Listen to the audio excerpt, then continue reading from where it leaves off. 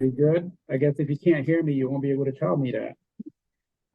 So welcome to our first 2025 Opioid Recovery Remediation Fund Advisory Council meeting. Just wanted to note up top that we have media is recording this session, which is allowed, but just so people know that this will be immortalized through recording. And so we'll call the meeting to order, and we need to have a roll call to vote to capture attendance. Can everyone hear me okay online? Just a head nod. Great, thank you. Okay, Charles Anderson. Oh, Kiami, can you ask for someone to make? I need a motion to open the meeting. Motion to open. So moved Second. by John McGann, and second, who was second? Was that Maddie. Thank you.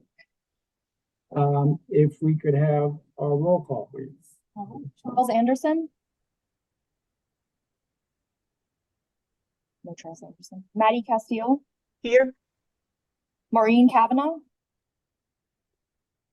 Michelle Clark. Here. Gabrielle Dean. Here. Lisa Golden. Here. Lindsay Hackett. Here. Vera Hari. Erica Hensel. Adrian Madaro. Candace McClory. John McGann. Here. I heard a second here. Who's the first one? Candace. Okay, thank you. Carla B. Montero. Jeffrey Olmsted. Here. Andy Otteson. Here. Alyssa Peterkin. Here. David Rosenblum. Here.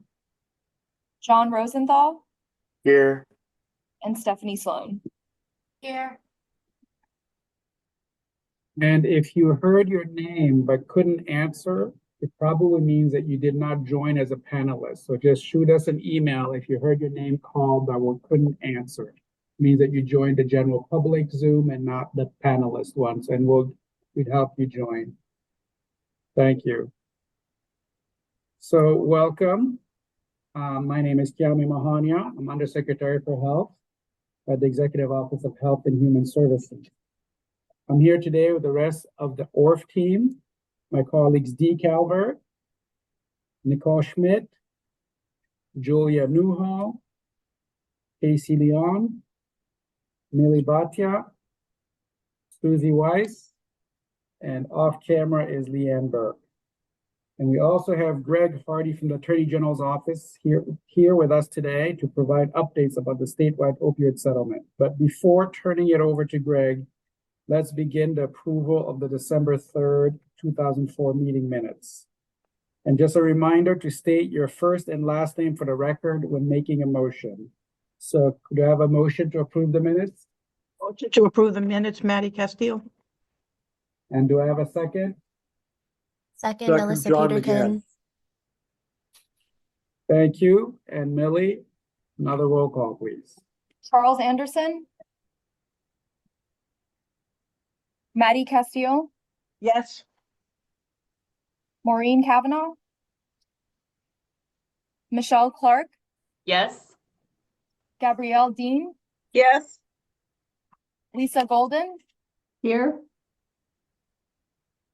Lindsay Hackett. Yes.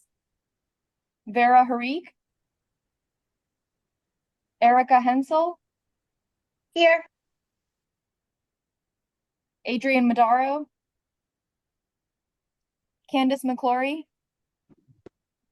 Yeah. John McGann. Here. Candace. Yeah. Okay, great. John McGann. Here. Carla B. Montero. Jeffrey Olmsted. Yes. Andy Otteson. Yes. Alyssa Peterkin. Yes. David Rosenblum. Yes. John Rosenthal. Yes. And Stephanie Sloan. Yes.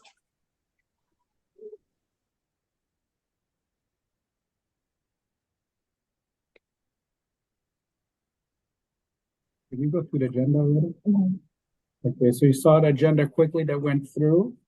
Our first item on the agenda is updates from the Attorney General's office. So we're turning it over to Greg Hardy from the Massachusetts Attorney General's office. Greg, all yours. Thanks so much. For some reason, my video does not appear to be working, but I'll go ahead anyways. So yeah, good afternoon, everyone. My name is Greg Hardy. I'm an Assistant Attorney General with the Massachusetts Attorney General's office in the Healthcare Division.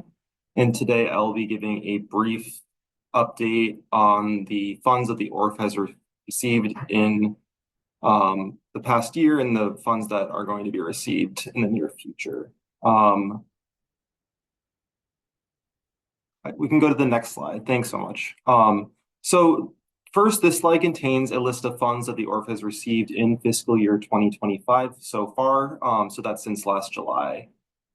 First, I wanted to call attention to Endo International. So since the last time that the AGO provided an update, a bankruptcy court approved our settlement with Endo International, an opioid manufacturer. And then the first and only payment that we can expect to receive from Endo of over $7.5 million was sent to the ORRF late last year.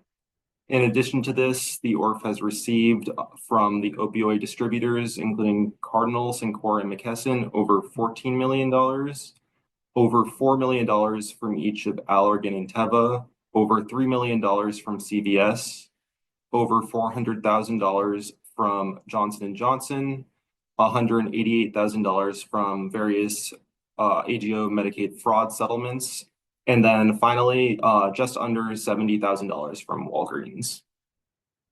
And in total, that comes out to be about $35 million in the fiscal year so far. So this next slide depicts the upcoming payments that the ORRF can expect. So here on or around March 31st, the ORRF will be receiving 2 payments from Walgreens, which will add up to about $3.6 million. This consists of an abatement payment of $3,625,000 and an additional restitution payment of around $69,000. Yep, next slide, please. And then finally, this last slide summarizes both the total funds paid to the orphan municipalities thus far and the total funds that can be expected over the next few decades. And as you can see, so far, the ORRF has received a total of around 215 million of the 617 million that it will eventually expect. And to close, if you have any questions about the opioid settlement funds I discussed today or any other related questions, please feel free to email the AGO. You can reach us at maopioidsettlements@mass.gov. Thanks so much. Thank you, Greg. Just pausing here to see if there are any questions for Greg. David? Thank you. I believe that the bankruptcy court approved the Sackler settlement. And if that's correct, will we be getting money from the Sackler settlement that is not currently expected in the total you projected? Yeah, thanks, David. I can give a quick update on sort of where Purdue is at, so the Sacklers as well. So essentially, the states came to a settlement in principle with Purdue and the Sacklers, kind of outlining the basic terms of the settlement. There is a press release on our website that gives more information on that. The bankruptcy court, however, has not yet approved the bankruptcy plan and therefore also has not approved the settlement. So that is still coming. We expect that to happen later this year. And at that point later this year, we'll have a better idea of payment schedule, the amount of the payment, and when the payments can be expected. So Purdue is not in the totals yet, but will be in the future, provided everything goes well with the bankruptcy court.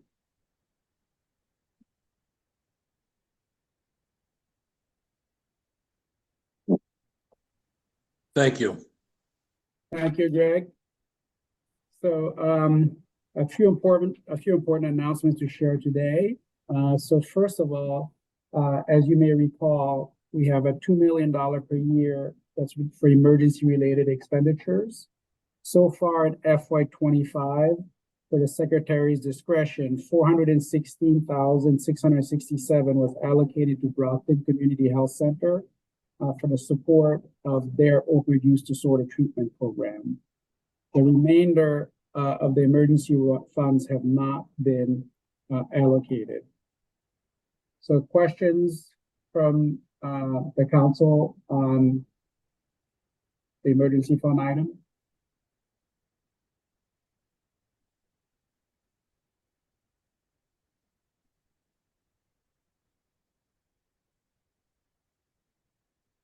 Go ahead, David. Thanks. What does it cover, and how did it come to be that particular health center? So in terms of how it comes, what happens is we receive a fair number of asks and requests, particularly from organizations that are in distress, including from members of this council. And that all gets filtered to the secretary, and depending on how the secretary feels that that particular service is in dire need, that emergency fund gets allocated. In terms of what it will cover, I will turn it over to Nicole, who knows it more precisely than I do. I know in general terms which services it covers, but Nicole can tell you the details. Yeah, it's largely supporting their office-based addiction treatment work. And so some of their staff are already kind of funded on our SOR grant. They also have kind of billing that they're doing, but there was still a gap that would have necessitated them closing their program if we couldn't kind of provide some short-term support. So we're largely providing support for outreach to go into shelters and different places to kind of engage people and bring them into office-based addiction treatment programs and provide some wraparound support. So it's largely staffing right now. And it is a one-time. It's a one-time. Yeah, it's a one-time payment, and they had a number of sort of perfect storm that came together, including some budgetary issues, but also the closure of which hospital? Brockton Hospital. Brockton Hospital, which was an unexpected hit for them, and we wanted to preserve access in that area of the state.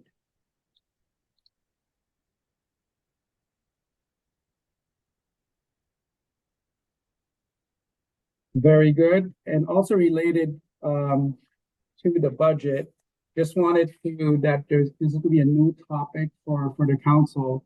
We've just started meeting internally to start meeting about this, but obviously, given the context of the cuts that are going to be happening at the federal level, we estimate that the state of Massachusetts will be losing a significant amount of funding at some point. Of course, part of the difficulty is uncertainty that's associated with all these decisions, but we're assuming that anywhere between 5 and 10% of our budget as a secretariat could be affected. In different agencies, it could be higher. And so we started talking internally about where ORRF could intervene. And so we will definitely be bringing it back to this body to talk about what kind of criteria would you think of using? What kind of priorities would you be thinking that we should be looking at? And also what kind of process we should be using when trying to decide where and how the ORRF can intervene. Obviously, our secretariat's budget is in the $60 billion range. And so if we lose 5 or 10%, we're talking hundreds of millions to a few $1 billion, and our ability to invest between $1 and $10 million doesn't necessarily clearly won't compensate for that. And so we'd have to be pretty judicious in how we choose it. We're thinking that this is something that we will be bringing back as a separate section, its own item at our coming meetings of the ORRF Council to get your input and your expertise on this. I'm sure there's some questions on that.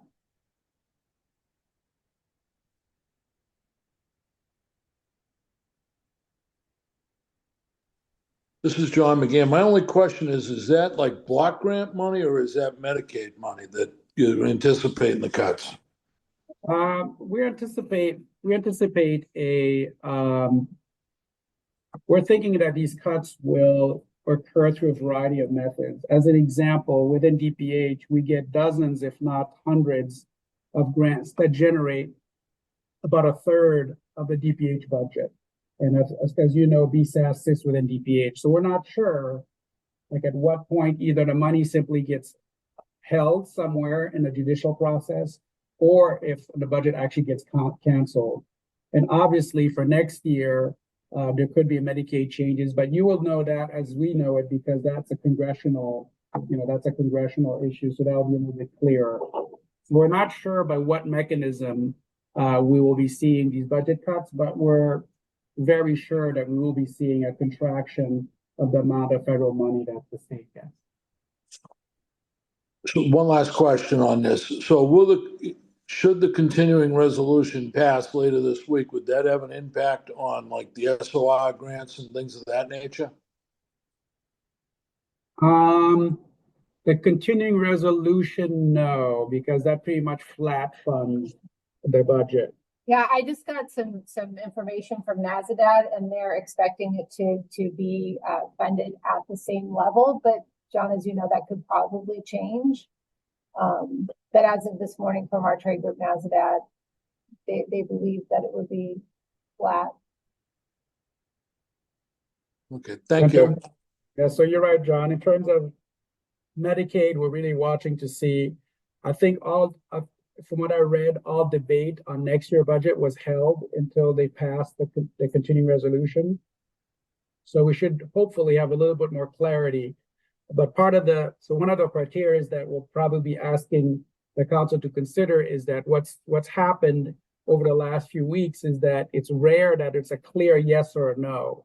A lot of times it's sort of in that limbo in between. And so what would we be doing if programs are held in limbo and they don't have any sort of federal source during those limbo periods? So we'll be bringing you, and we'll try to bring as much detail and certainty as possible, but these are very uncertain times in terms of federal budget.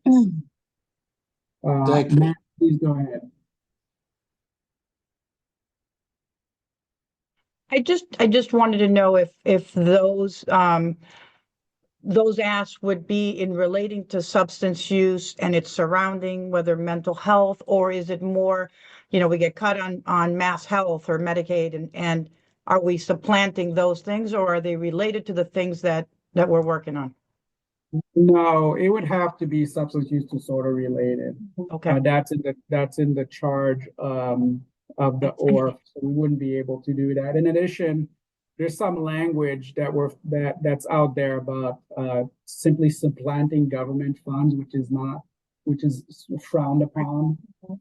So probably not either just supplanting government fund. This is what I'm thinking of it more at this point, but I have to say that we're only beginning our conversations, but I think that the idea is really to be looking at community-based organizations and nonprofits or even for-profits, depending on where they fit in the spectrum. But it's really looking at that spectrum of care that's out there and who's at risk of disappearing, and who is crucial in terms of that sort of handoff that patients experience as they're going through that spectrum of a treatment and recovery.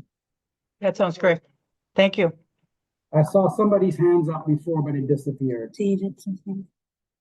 David? Was that you, David? Was that your hand that was up? Yeah, it was, and it was mostly just to express sympathy for what you're going through.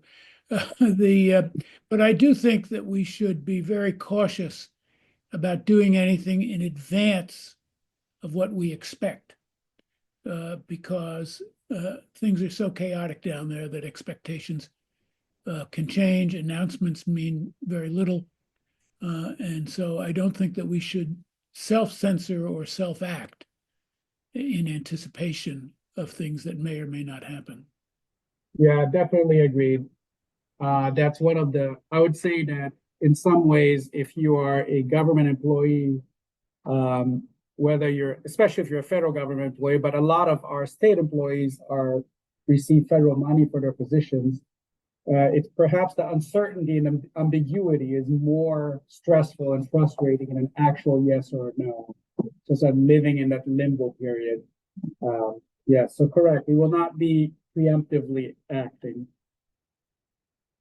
So, and last month, we did our first legislative briefing. So our ORRF team went to the State House.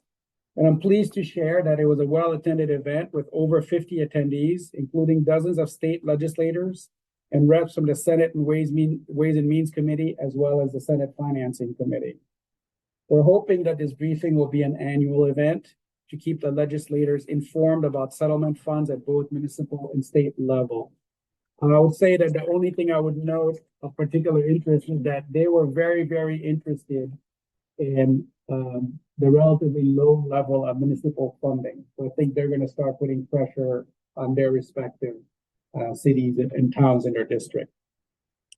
And lastly, we have our first public listening session in the Northeast region, and we have it scheduled for March 19th from 1:30 to 5:30 at the Lynn City Hall Auditorium. And you are not required to come, nor are you expected, but obviously you are very welcome to join us at that event. It will feature a panel discussion with a person with living experience, a local treatment provider, a harm reduction specialist, and other people impacted by the opioid epidemic. Community members will be invited to speak up for up to 3 minutes each to share their insights and ideas on opioid settlement spending, both municipal and state. So we won't be live streaming the event, but we are allowing for people to submit written testimony if you're not able to attend or not comfortable speaking at the event. So we are both looking forward to it and a little bit nervous because we expect it to be a fairly large scale event, but it's definitely something that we'll be reporting to you about. So now I'll turn things over to Casey, who will be providing an update about the municipal opioid abatement dashboard.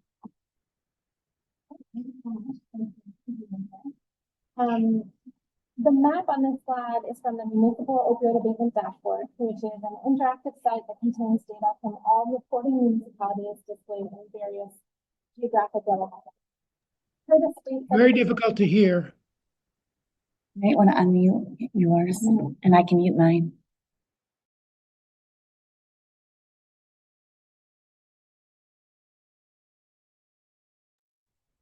We're just playing musical chairs here. This thing right here. No. How about now? Great. Per the state subdivision agreement, municipalities that receive $35,000 or more within a single fiscal year, either individually or pooled, are required to submit an annual report, and those receiving less than $35,000 are not required but strongly encouraged to submit. Municipalities are expected to report the total number of opioid abatement funds they have received and expended, the degree to which they have upheld the principles described in the state subdivision agreement, whether they conducted assessment and planning activities, if they used or plan to use funds to serve particular populations, and the strategies and activities they've chosen to fund. This data went through a rigorous quality assurance and data cleaning process to ensure accurate reporting of municipal abatement activities. As you can see, 336 municipalities reported in the state subdivision agreement participated in the SSA in fiscal year 24, of which 208 received $35,000 or more and 128 received less than $35,000.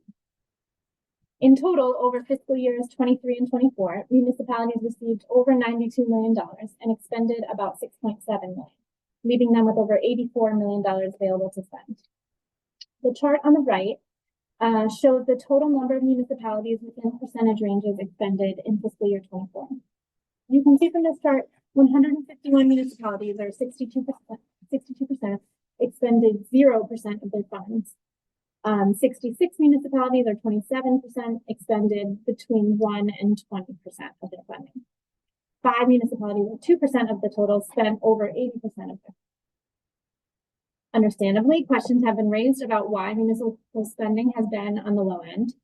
Many municipalities have conducted needs assessment and planning processes to ensure that funding will be spent where it is most needed and have done so without expending funds. Likewise, the state subdivision agreement dictates that funds need to be spent in a manner that reflects the input of those disproportionately impacted by the epidemic, and obtaining that input of those populations can take time. In addition, staffing and lack of clarity regarding roles and responsibilities have been a barrier for municipal employees whose workloads are already full. Taking this into account, we strongly encourage municipalities to utilize the training and technical assistance available through PARMED.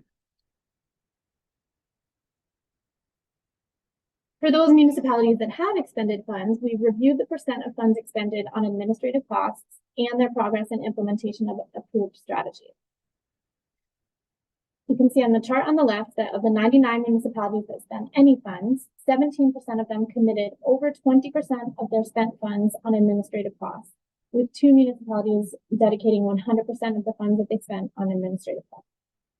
We also reviewed the reported progress of municipalities in implementing strategy. The chart on the right shows the percentage of municipalities reporting their strategy implementation progress by approved remediation strategy. For example, in the area of harm reduction, 35% of municipalities reported having done no work, 36% reported being in the planning stage, 21% in early implementation, and 8% in full implementation. Harm reduction is the strategy with the most municipalities working toward implementation. The strategy with the least municipalities working toward implementation is support for pregnant and parenting people. We've used the expenditure report data to inform targeted technical and training assistance, or TTA. The TTA team provides information and resources on recommending funding strategies for municipalities that require it. We've also prioritized outreach to municipalities that have high burdens from the opioid crisis and low expenditure rates. We will continue to collect annual expenditure data and abatement activity data from municipalities, analyze it for trends and gaps, and use it to inform funding and TTA decisions moving forward. I'm going to pass it on to Millie. Thank you, Casey. As always, we incorporate the ORRF's mission and vision into the presentation to serve as a reminder of its purpose and commitment to the residents of the Commonwealth. The ORRF's mission is to mitigate the effects of the opioid epidemic on individuals and families, particularly in historically underserved communities. Can you hear her, David? Yeah. Could we ask a question about the municipal funding report? Oh, yes, please.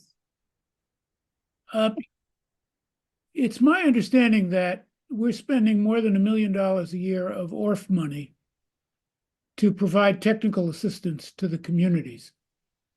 That is correct, but we don't have a mechanism to force them to do things. Right.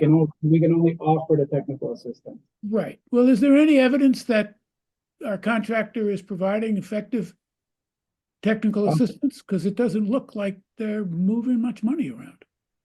I'll turn it over to Julia, who works very closely with the municipalities.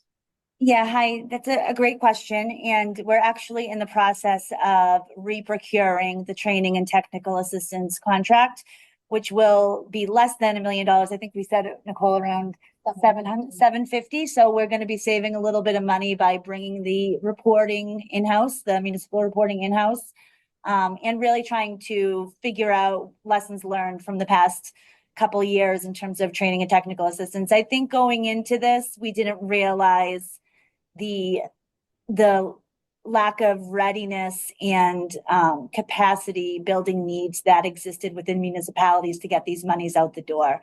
There really is just such a wide range of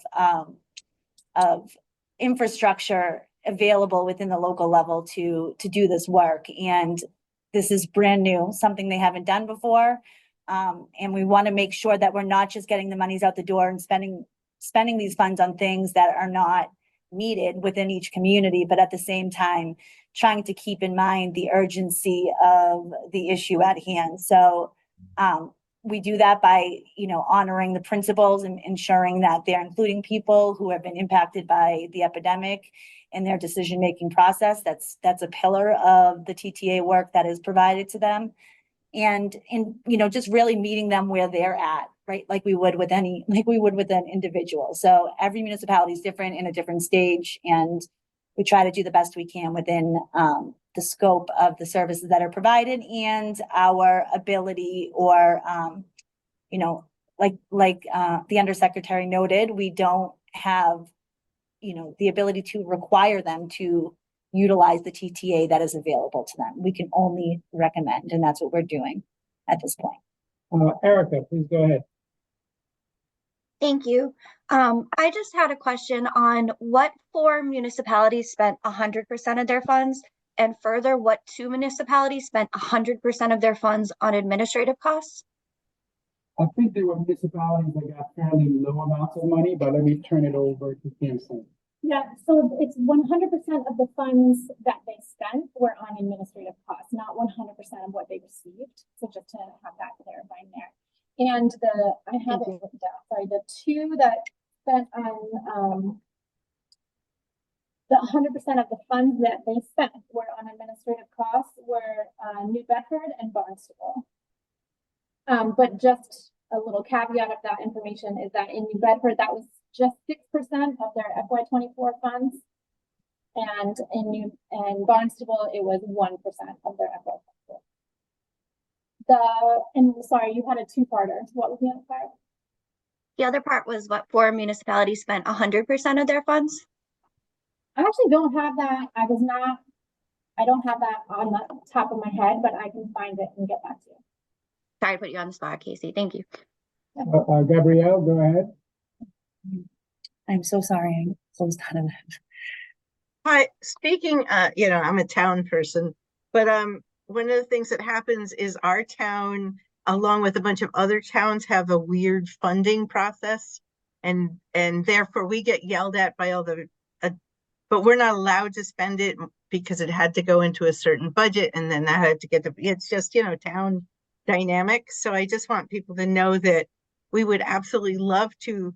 We're doing a lot of the stuff, but it's coming out of other budgets. Once this budget's allowed to be used, which I think is in July, we'll start using more. And we're not the only town that has these kind of circular ways of spending money. So we always get kind of yelled at by everybody for not having spent enough, but we're doing the stuff. We're just not, it's not coming out of this yet.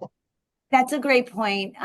In the first and second year, they had to create like a special revenue account, and then they were able to create a different account. And so a lot of municipalities didn't even have the ability to spend money the first year before it went to their town hall, which gets voted in at the end of the fiscal year. So there were a lot of delays in the first couple of years that prevented the monies from being spent as expeditiously as we would like. John, please go ahead. Yeah, I'm just wondering, is there any mechanism to withhold funds until they have the mechanisms in place to start using them? I mean, this looks like on its face, it looks like a tremendous failure. Greg, if you're still online, do you want to sort of update us on the possibilities for enforcement? If not, I can take my non-legal stab at it. I didn't hear that. Can you repeat the question quickly? Sorry. Is there a mechanism in place to withhold funds from municipalities until they have sort of a process in place and a plan for spending these funds on the designated, sort of use? And then, I would add, is it possible? I mean, is there a requirement that the funds be used for the designated use, or can they use these funds as they see fit on other things? Yeah, to start with the second question there, municipalities do have to spend the funds as laid out in the state subdivision agreement and according to state guidance. Internally, we're discussing what next steps look like right now in terms of enforcement, in terms of accountability.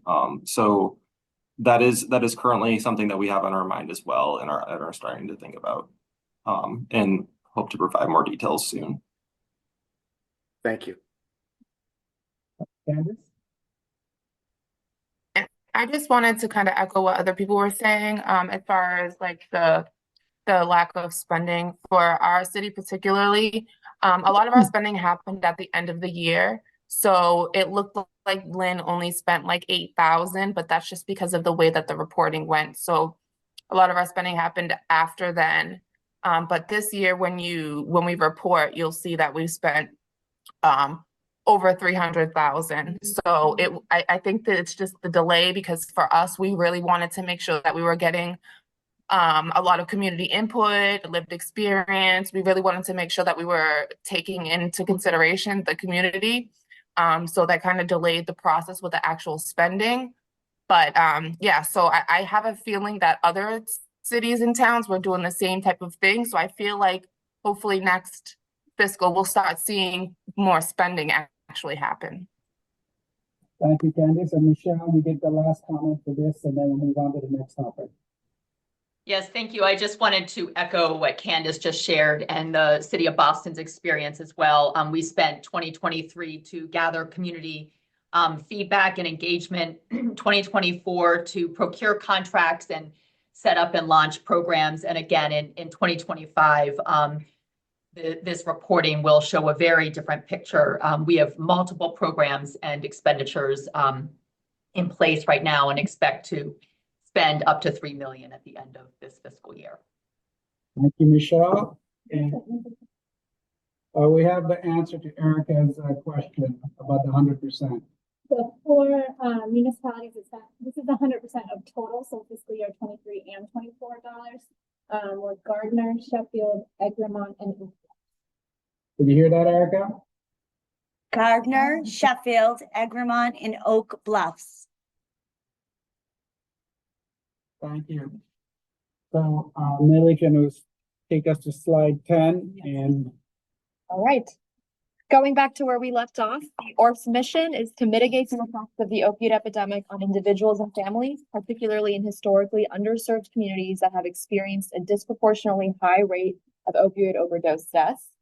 And its vision is to invest these monies across the full continuum of prevention, harm reduction, treatment, and recovery supports. I'll now hand it over to Dee to talk about the strategic priorities. Hi, thanks, Millie.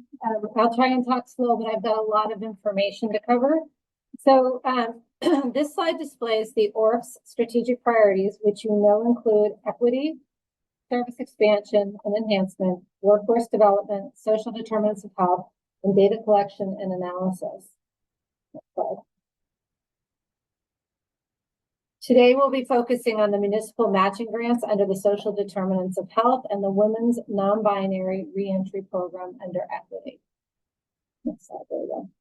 Starting with the municipal matching grant. The Mosaic Municipal Matching Grants program is a one-year matching grant that will award $1.25 million per year to match municipal opioid settlement funds in cities and towns that are 1, using best practices to end the opioid overdose crisis, 2, utilizing Care Massachusetts resources, 3, conducting community outreach and needs assessments, and 4, collaborating with others, particularly those that are pooling funds. Municipalities have the option to apply directly or to partner with a nonprofit organization, including coalitions focused on addressing the opioid crisis. A single municipality could request up to $50,000 in matching funds, and municipalities that applied as an opioid abatement collaborative or an OAC, which are 2 or more municipalities pooling some or all of their opioid settlement, could apply for up to $150,000. To reduce the barriers for cities, towns, and organizations that might benefit from the matching grant, RISE kept the number of questions to a minimum. This is necessary to understand just enough to understand the project activities proposed. The application consisted of 8 questions to capture. It included a concise description of the project activities and partners, research or assessment activities that have taken place to demonstrate the need for the project, a budget narrative, and proof that the municipal support through a formal recorded budget discussion and or commitment letter signed by the mayor or the city or town manager. The applications were due November 15th, 2024, and RISE received 75 applications. The applicants reported the annual amount of opioid settlement funds received by their municipalities. Specifically, 43% of those municipalities received over $100,000, 28% received $35,000 and $100,000, and 7% received less than $35,000. For the 23% of applicants who applied as part of that OAC or opioid abatement collaborative, this question was not applicable as multiple municipalities participated as an applicant. The applicant pool was very diverse. The representation from various regions of the state were represented.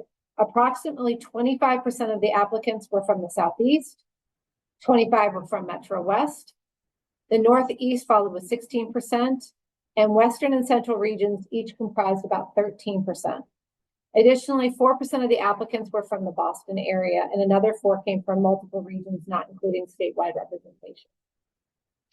The community review process included 10 teams of reviewers, each ensuring 3 different people read each application. All review teams included people with lived and living experience, family members, subject matter experts, and municipal or government experts. Additionally, staff ensured that the review teams were representative of geographic regions, the care continuum, and area of expertise. The score for each application were calculated by taking the average of the 3 community reviewers who took into consideration the completeness of the application, including funding, collaboration, data methodology, results, and outcome. The score ranged from 16.67 to 28, with the highest possible score being 28. This process culminated in a community review score. RISE also conducted an additional internal review process utilizing a municipal level opioid-related risk index that BSAS developed. The municipal index comprised the following variables: rate of opioid-related deaths, rate of opioid-related EMS incidents, rate of opioid-related ER visits, population with poor mental health, the social vulnerability index, and homeless population. This municipal index was converted to a 28-point variable, so it would be comparable with the community reviewing scoring range. A weighted sum was calculated combining each application's community review score, 70%, and the municipality's index score, 30%, to get a final tier 2 score. In instances where multiple municipalities applied as part of that opioid abatement collaborative, the OAC, the municipal with the highest opioid-related risk was selected. These tier 2 scores were then sorted from highest to lowest. In cases where a single municipality or OAC submitted multiple applications, RISE kept the highest scoring application and removed the others. In instances where there is an exact or almost exact tie, RISE reached out to each municipality to confirm which project they wanted to match. Lastly, RISE reviewed each application for equitable distribution by geography and continuum of care category. Ultimately, the top 30 applications were selected, resulting in nearly 1.5 million in requested funds displayed on this slide. So this slide displays the awardees included and include representation from across the state. The largest represented regions are Northeast, Southeast, and Western. Do we want to stop for questions now? I think we should. Oh, we can. Yeah, we can stop for questions now. Sorry. Yes. Hi. I don't know who was first. Is it just John?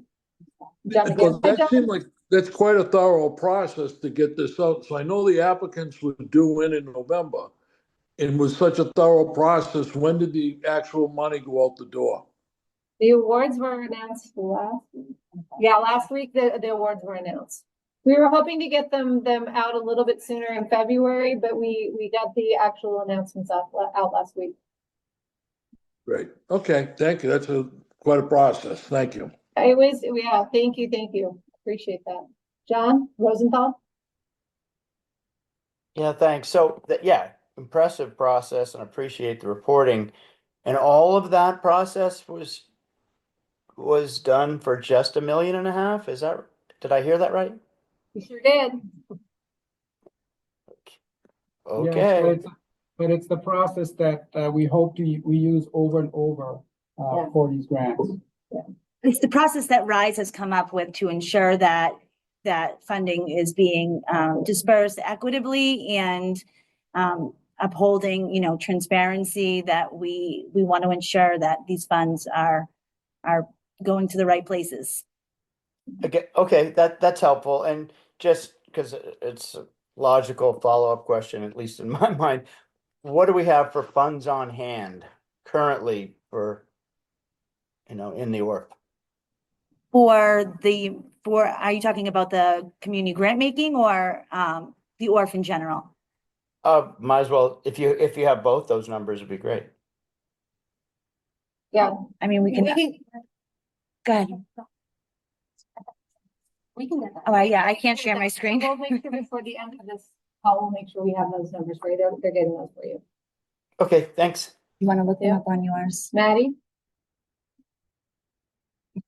Hi, thank you. I just wanted to say that, that's exactly some of the issues that we're having on the city side. It takes forever even to fill out the contracts, to put everything, the whole scopes, all the things that you have to do. And so it takes a long time to put that out. So we did the match with Rise.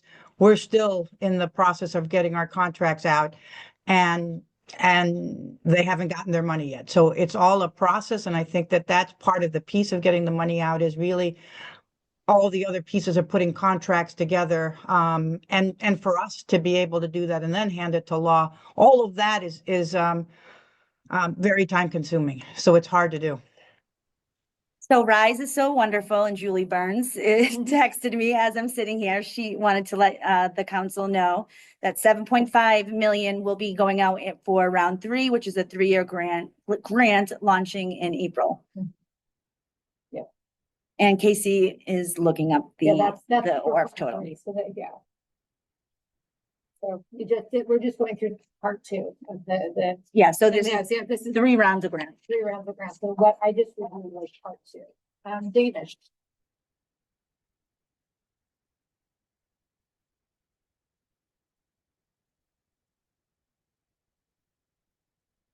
In your space model.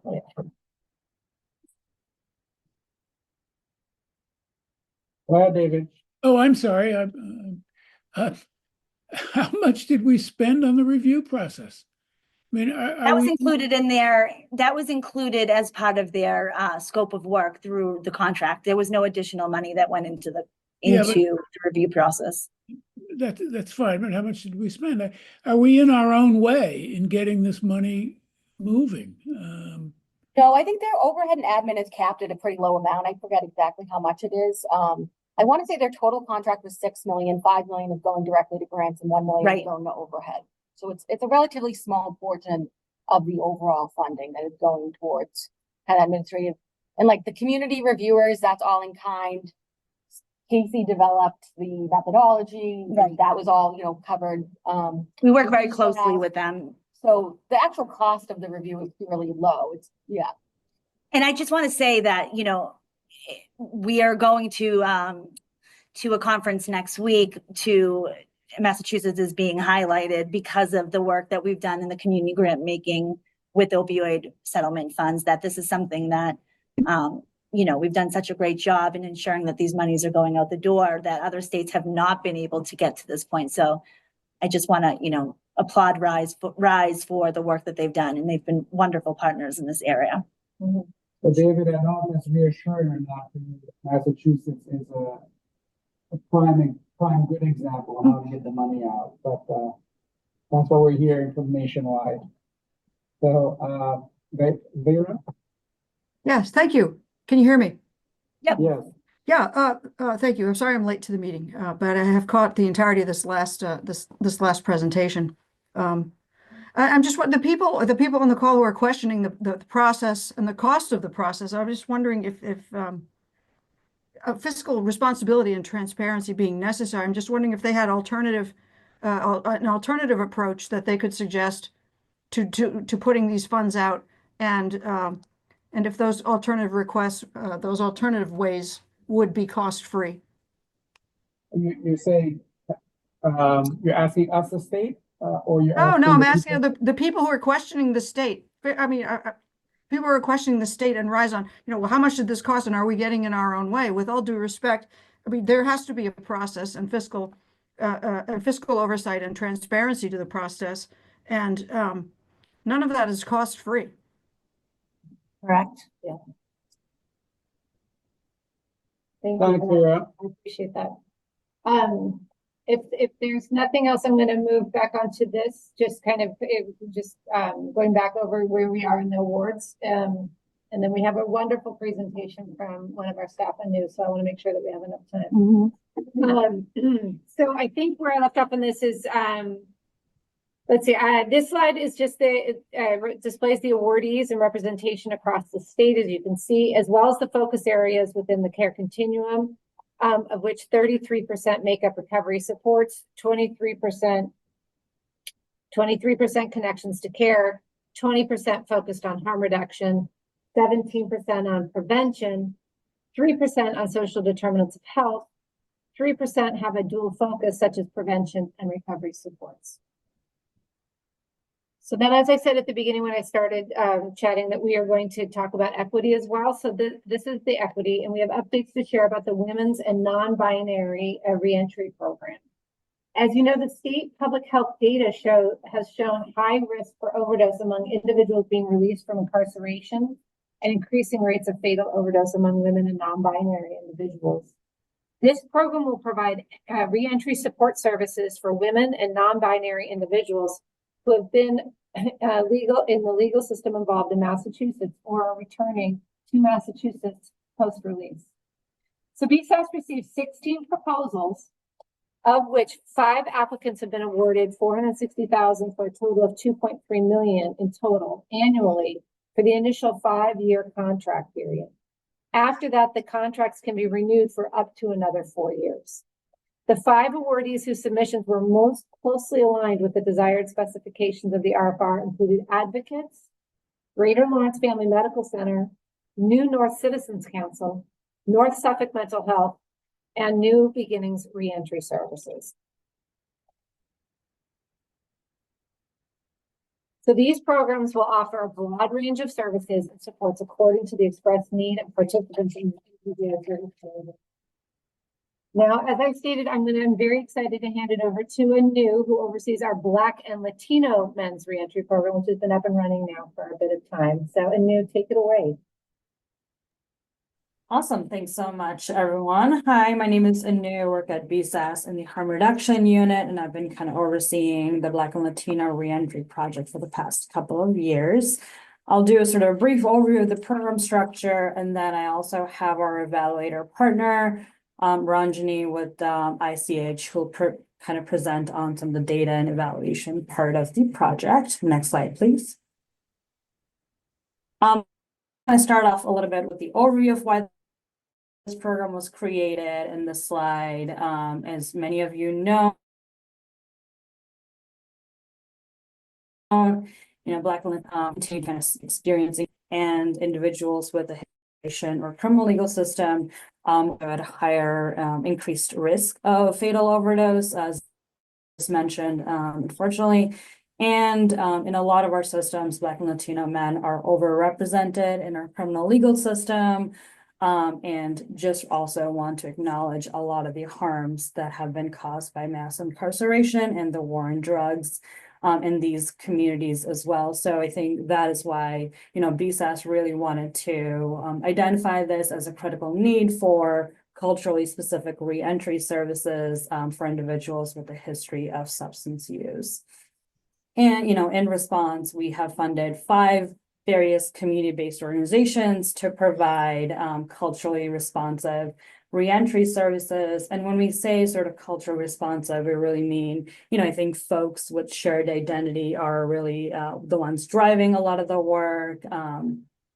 All of these agencies that we've funded are all BIPOC led and staffed, and with most of them employing individuals with sort of lived experience with substance use and or history of incarceration. So I think this sort of shared identity between staff and participants really plays a crucial role in this work, really kind of helping break down a lot of the stigma and really fostering trust between participants and staff. And this is kind of what we mean by culture responsive. I think really having these shared identities helps with building trust, and these really authentic and sustainable connections are really important in supporting participants throughout their program with their substance use and their reentry goals. Next slide, please. So this is kind of what our target population is with this program. Consists of individuals who face sort of significant barriers upon reentry and are in need of support. Specifically, we serve participants who identify as Black and or Latino, and identify as male and are 18 years or older. These individuals are usually either currently reentering from a correctional facility in Massachusetts, could be a house of correction, could be a Department of Correction facility. We're also serving folks that are reentering from a Section 35 facility as well, and community corrections, or individuals sort of in the community with any history of criminal legal system. A key sort of part of our program is to support individuals who are really at a high risk of an overdose. And we've really made sure to intentionally include people with lived experience in a lot of this work. And when we say lived experience, again, really making sure folks with a history of substance use and individuals that have any sort of history of incarceration as well. I think by addressing sort of these intersecting challenges, our services really hope to aim not to provide just immediate support, but I think really creating sort of long-term stability through culturally responsive care, and really building sort of a strong community network for folks. This sort of wraparound services, participants have access to resources and kind of really strong relationships necessary to navigate sort of their reentry journey, I think, after any history of incarceration. Next slide, please. These are our 5 funded programs on the slide. We have Fathers Uplift, who's located in Dorchester, Casa Esperanza, located in Roxbury, who are both kind of working with Suffolk House of Correction. And then in Lawrence, we have Greater Lawrence Family Health Center working in Middleton House of Correction, subcontracted with Lynn Community Health Center. And then in Worcester, we have Legendary Legacies, who work with Worcester County. And then we have New North Citizens Council, who are located in Holyoke, and they work with the Hamden House of Correction. Next slide, please. I wanted to kind of showcase a little bit about kind of what the enrollment pathway looks like. How does a participant kind of get into this program, or how do our sort of staff kind of recruit participants for this program? This is really, these enrollment pathways serve as the first step to connecting individuals with this program. There are a couple different ways I think an individual can really be referred to the support system. Basically, all of our programs actively engage individuals behind the wall in various correctional facilities, kind of conducting different groups and different classes behind the wall to really build rapport, and also kind of provide any early education or any early support that they can behind the wall. And this kind of proactive approach of going behind the wall before connecting with the participant, really think builds trust, and also gives participants sort of familiar face and a familiar organization and support that they can turn to when they are released from the carceral facility. And then sort of the second way a person can be referred is sort of our community referrals, post-release referrals. This means any individual that has that obviously fits sort of the eligibility criteria, has any history of incarceration, who's currently just living in community, just wants some additional kind of ongoing support with their reentry needs, can be referred to this, whether they're seeking sort of additional resources, guidance, or just simply sort of a supportive network of folks, peer network of folks that have kind of gone through very similar experiences. They can be referred into this to access sort of culturally responsive services. Next slide, please. In addition to kind of the comprehensive wraparound case management services, this program is designed to support individuals. We really wanted to also focus on other aspects of folks' reentry, and this includes kind of housing, food insecurity, so really supporting folks with their basic needs, employment opportunities, and sort of other essentials to really build a stable foundation for folks. However, I think beyond some of the basic needs aspects of this program, there is a huge emphasis on really fostering sort of a social support and network and community building for people. You know, I think reentering after any sort of period of incarceration can be a very isolating experience. So we wanted to really prioritize relationship building, peer network, and also mentorship opportunities for folks. So they kind of really have a community of people that they can really turn to who have shared experiences, and a lot of the staff that work at these programs have really worked hard on creating sort of a sense of support and belonging for folks that are reentering into the community to really provide them with a lot of care and support during their transitional period. And, you know, this can really look like through like just kind of a lot of really fun and cool kind of group activities to really build some of that social network for folks, community engagement, and a lot of different events, cultural events, what that looks like, you know, folks to really build that sense of community with each other is a huge priority for them. So I think, you know, kind of in tandem with our case management services, there is also just a big emphasis on creating some of that social network and social community for folks. So they feel like they're well supported and have that social support to fall back on. And that, you know, I think in the end really bolsters and really helps with people's health and well-being on the long run, and is a more sustainable way of just making sure folks are well supported in community.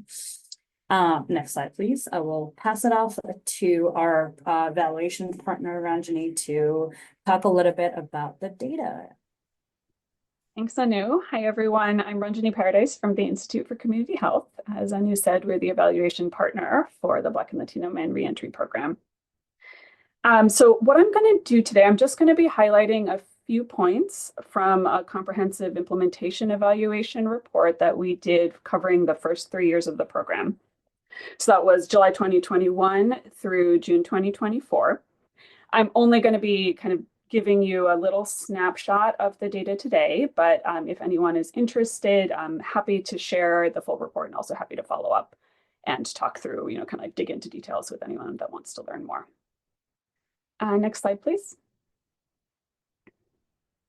So I'm not going to go through this in detail. I know it's very small on the screen, but here what you see is a program logic model laying out the theory of change for how the program model that was originally envisioned in 2021 was the sort of hoped for outcomes that would come from it. So we co-developed this with BSAS and with the funded providers at the beginning of the grant period, really to make sure that we were all understanding the program model the same way and the vision for the desired outcomes. And then our team at ICH has used this to guide the initial 3-year pilot evaluation, as well as the next phase of evaluation that we are engaged in now. Next slide, please. So the evaluation for the 3-year pilot period was primarily an implementation evaluation. So our focus was on really understanding how effectively the providers were able to implement the core elements of the program model and the factors that influenced their implementation. And we also focused on understanding program reach, so the extent to which the providers were able to recruit and engage the priority populations for this grant. So we used the RE-AIM and PRISM implementation evaluation frameworks that really kind of guided the core domains that we were looking at and organized our structure for sharing back the information. And then we also took an equitable evaluation approach from the beginning, which meant really one of the core pieces of that was emphasizing stakeholder participation in the evaluation design, as well as the process throughout. So we worked closely, not just with BSAS, but with all 5 of the providers as we were designing tools and kind of going about the different data collection and interpretation. Next slide. This was a mixed methods evaluation. We utilized administrative data sets, both the data that were submitted to BSAS with the program intakes, enrollments, and disenrollments, as well as case management data that the providers were collecting and entering with our support.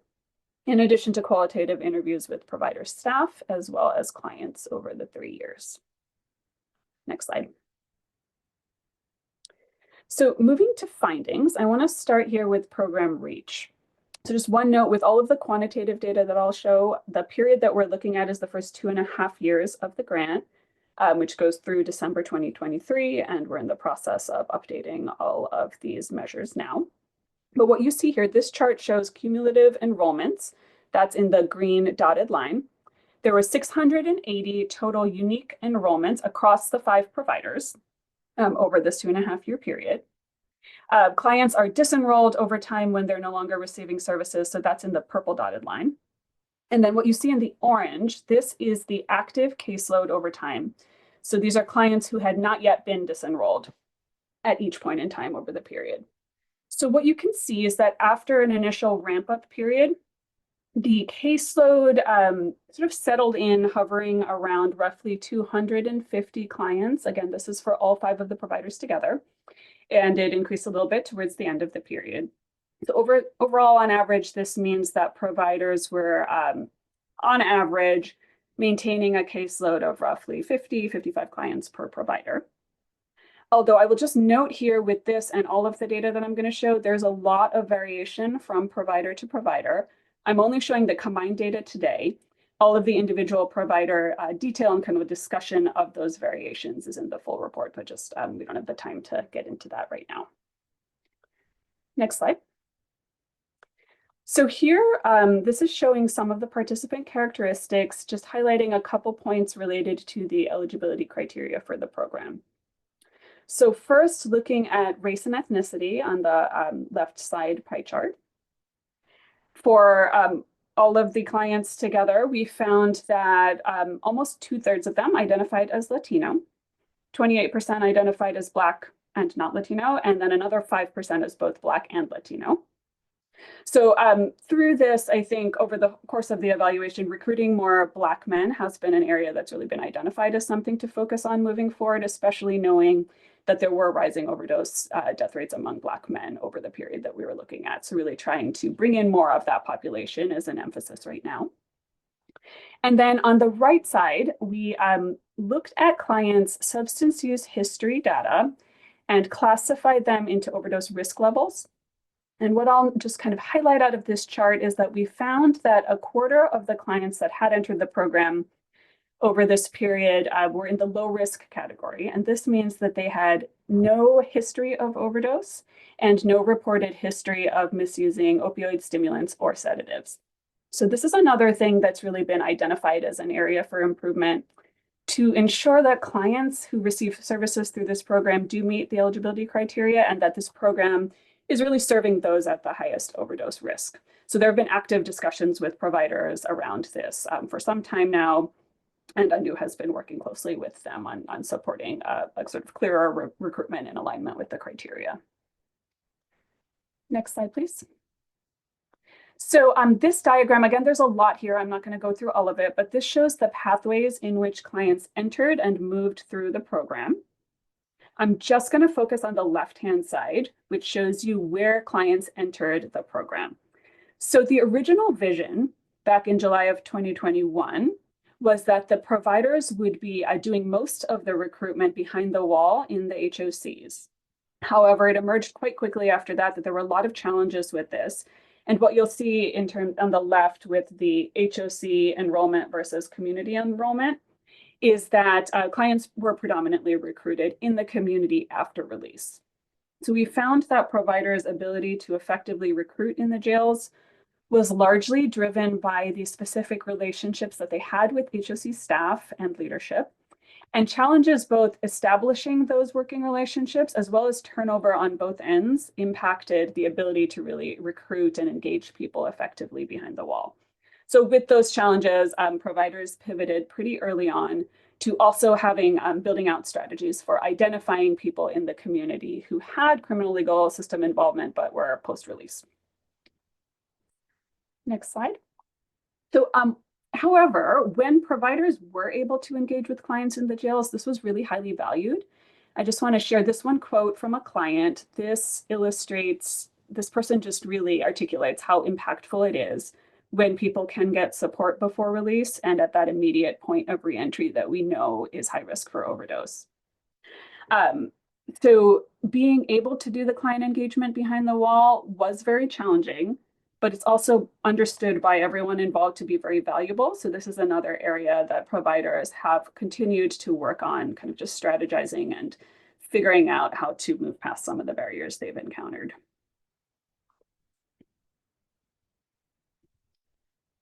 So next thing here, this program was designed to be relatively high touch. The idea was that providers were expected to engage with clients regularly after they entered the program. So we looked at the contacts that providers logged with clients over time.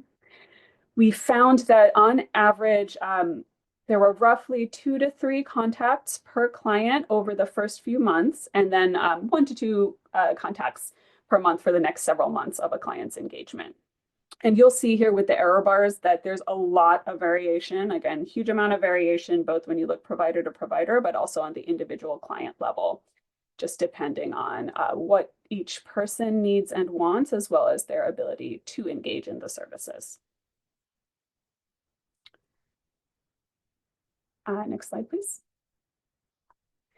And then Anu highlighted this as well, but the work that providers did with clients was really designed to support people with their own individually defined goals, very person-centered approach in which they developed service plans and then kind of designed the service delivery accordingly. So this slide just shows some of the common services that providers ended up over the 3 years really kind of prioritizing in what they were offering to clients and helping refer them to, again, based on those individual service plans that they developed with clients. So overall, we saw that support with basic needs and social determinants were really commonly named as high priorities. So the service delivery was shaped accordingly. And this was reinforced in our interviews with clients in the ways that they just described what they saw as the program's most important contributions for them were really often oriented around that basic needs support, social determinant support that was supportive to their overall goals. The slide, there was one more slide. But I'll just wrap up verbally. That was really the end of the data. Last thing is just coming up for the evaluation is now turning our focus more to a client level outcome evaluation. We have a longitudinal data collection tool that includes several domains that we're going to be collecting structured data on that were really developed based on everything that was learned over the pilot period.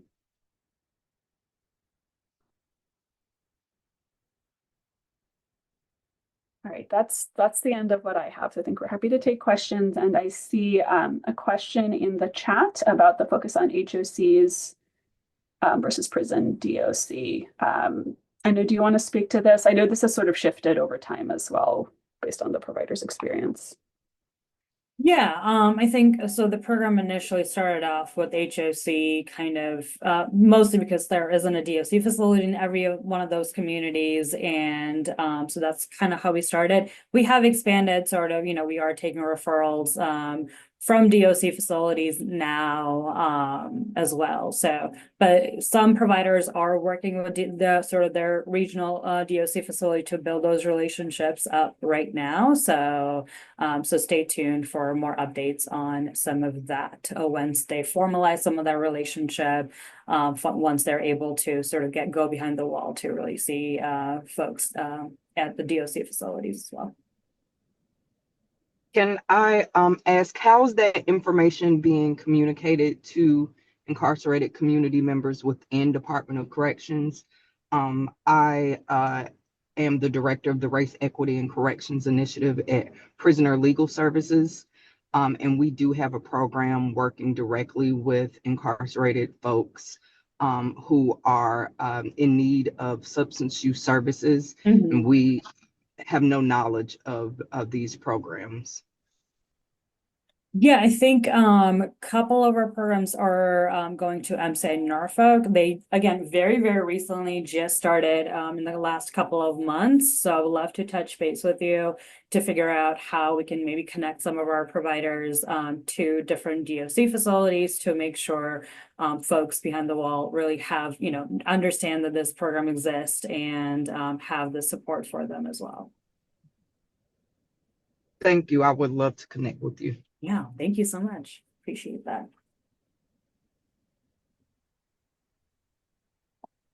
So thank you, Anu and Ranjani, for a great presentation. And oh, David.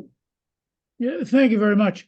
I think these two programs, that are both for the women and men, are terribly important and targeting a very high risk group. The concern that I have is that as I looked at the slides and I listened to the presentation, and was particularly the lack of connections behind the walls, that if individuals with opioid use disorders or alcohol use disorders are receiving medication treatment, they are significantly more likely to be alive a year later than not. And so I'm concerned that these programs have a significant emphasis on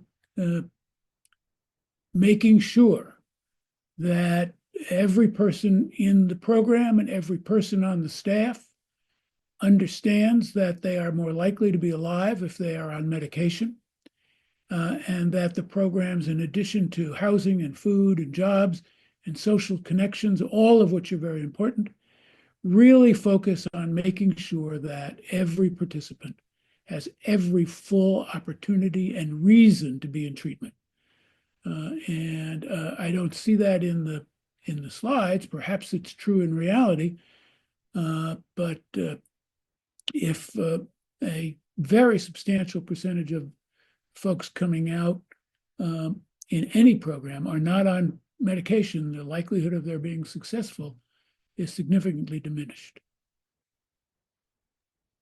Yeah, so yes, access to treatment and medication is a big emphasis on this project too. I think all of our providers make sure that every participant that they work with has that access. I think our project is really big focus is some of the wraparound kind of additional support to make sure folks' substance use goals and whatever that looks like is being addressed. So yeah, definitely access treatment and medication is part of some of those substance use goals that people have. Access to treatment is not the same as a program emphasis on encouraging people to go in and stay in treatment. It is not the same as having a person in the program, staff, as a volunteer or other, to be a companion to the participant over the entire time of engagement, to support continuation in treatment. So I apologize for being so crude, but access is not the same as getting it. David, I can speak to that. So we worked very closely with HOD since 2019 to make sure that MAT access is available in all of the facilities across the I know state. you. And so this is a kind of a wraparound to that, right? So this isn't designed to replace that. This is designed to then kind of support specifically those high-risk populations who need getting MAT, but need some additional support that an MAT provider can't provide at the time. They're not able to do this level of case management and kind of in-depth support. And so, I think this is in addition to that, not in place of that. And I don't know, Dean, if you wanted to add anything. Yeah, and just building on that, we actually are double down around medications for opioid use disorder, medications for addiction treatment. That is one of the things that one of our core values, including in our regulations. So it is not an afterthought or something that's done in place of. It is definitely one of the guiding principles of our work. Candace, please go ahead. I have a question, and I apologize if this is not like what we do. So as we were mentioning that 4 municipalities have spent all their funds, we're also mentioning that there's an increase in Black and Latino overdoses. I'm looking at their expenditures, and these four places, they did not focus their efforts on any specific populations, and all of the funds went to treatment. I know we can't like necessarily like control, how they're spending their money, but can we like advocate or something for that? Because that is a little bit concerning for me that all of their funds were put towards treatment and none of the efforts were on specific populations. That's such a great point. Thanks for bringing that up. And so that's really what we're trying to tailor our TTA, our proactive TTA outreach to municipalities based on looking at factors like this. Like, for example, that's a awesome example of something that we can, have as data, to say, hey, listen, this is where you're putting your money, yet we know this is happening. And that's really why we brought Casey on board to this team to really point out things like that within the local setting. So yeah, and like you said, we can't force municipalities to do something that they don't want to do. Like ultimately, these monies are directed to them, but we can always recommend, and that's what we try to do. And we try to make the case based on data, based on, all the things that we know to be true about this issue and how to, save lives. Oh, are we next? Okay, I'm next. Thank you. And moving on. Let's see. Okay. So these quarterly advisory meetings are a great way to connect and provide an opportunity for questions and input. We are interested in increasing the amount of input the advisory council members are able to provide to this team. And one method we've considered and would be sending a follow-up survey after each of our quarterly meetings. The survey would include some standard multiple choice questions tailored to the recent spotlights, like you heard about today with the Black and Latino men's reentry, as well as areas of open response. We want to make sure that the survey meets your needs and allows you to provide the type of feedback that works best for you. And to do so, we're seeking your input on what types of key questions or focus areas you'd like to ask about. We also welcome any other suggestions that you might have that would provide additional input beyond meetings and within a multiple choice survey. In the interest of time, we can take some immediate suggestions now, but also be encouraged to send any additional thoughts that you have to us by email, and feel free to reach out to discuss this in a way that would be more appropriate as far as communicating your ideas. And I will now turn it over to Kiami to join the meeting unless folks have suggestions or ideas as to how we could be collecting input from you as council members. We do have 2 minutes for a brave soul to give their opinion.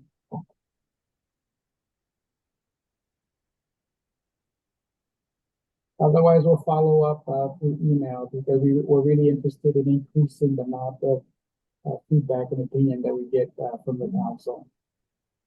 So, John has a. John, go ahead. Well, actually, I meant to hit the chat, but I might as well ask the question. Yeah, I think one of the things that I would love to see is as real time or sort of actual reductions in overdose deaths in the Commonwealth, and matching that up with program support to see what's really having the greatest impact in reducing overdose deaths and saving lives. I'm not sure the best way to say that, but that would be great to be able to track.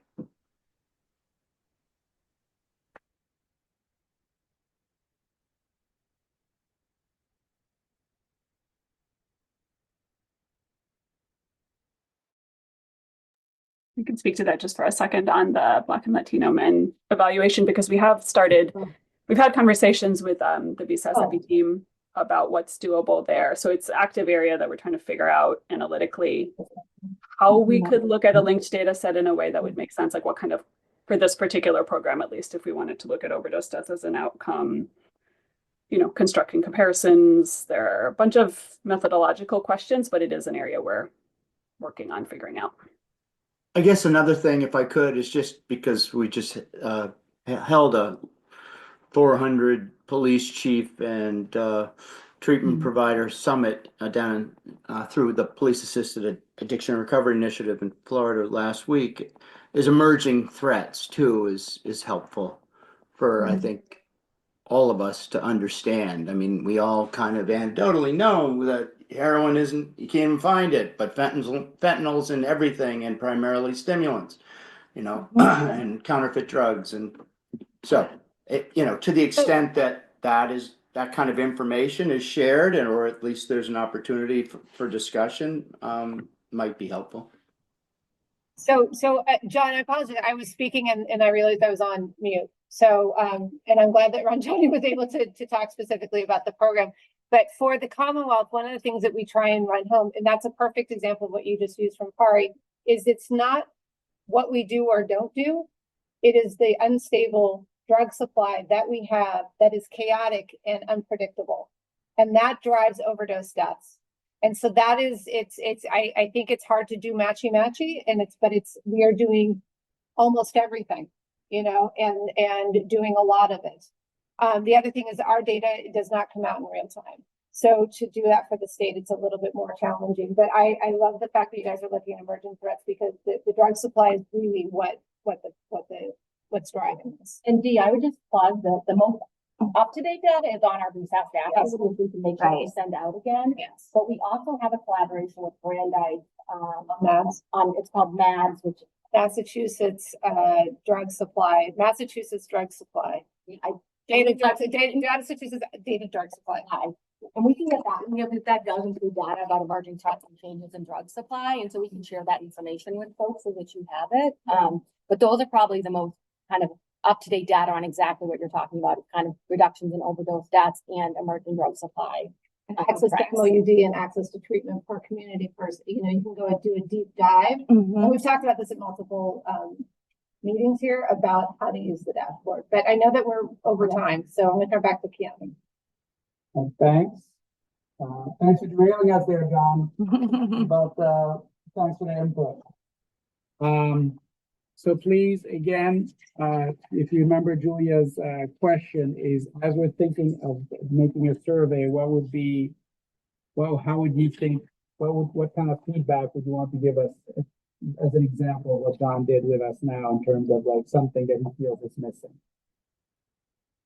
So our next meeting is scheduled for June 4th from 10:30 to 12, and it will still be virtual. So thank you all for being here today. And may I have a motion to adjourn? So moved, Vera. Second, John McGann. Thank you. Millie? Charles Anderson,